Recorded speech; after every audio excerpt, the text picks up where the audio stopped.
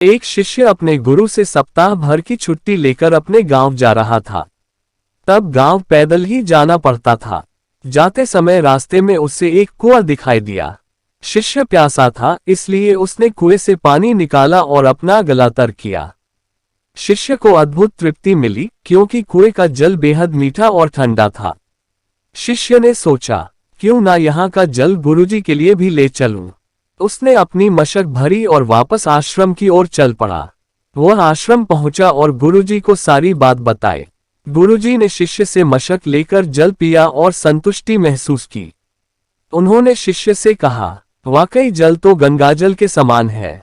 शिष्य को खुशी हुई। गुरुजी से इस तरह की प्रशंसा सुनकर शिष्य आज्ञा लेकर अपने गांव चला गया।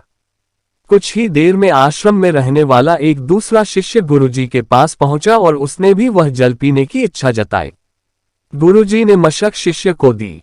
शिष्य ने जैसे ही घूंट भरा, उसने पानी बाहर कुल्ला कर दिया।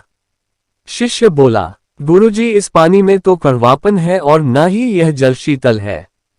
आपने बेकार ही उस शिष्य की इतनी प्रशंसा की। गुरुजी बोले, बेटा, मिठास और शीतलता इस जल में नहीं है तो क्या हुआ, इसे लाने वाले के मन में तो है।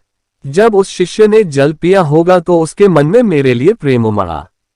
यही बात महत्वपूर्ण है। मुझे भी इस मशक का जल तुम्हारी तरह ठीक नहीं लगा, पर मैं यह कहकर उसका मन दुखी करना नहीं चाहता था। हो सकता है जब जल मशक में भरा गया तब वह शीतल हो और मशक के साफ न होने पर यहाँ तक आते आते यह जल वैसा नहीं रहा। पर इससे लाने वाले के मन का प्रेम तो कम नहीं होता है ना। कहानी की सीख, दूसरों के मन को दुखी करने वाली बातों को टाला जा सकता है और हर बुराई में अच्छाई खोजी जा सकती है। जय जय श्री सीताराम जी। श्री संतों की वाणी से।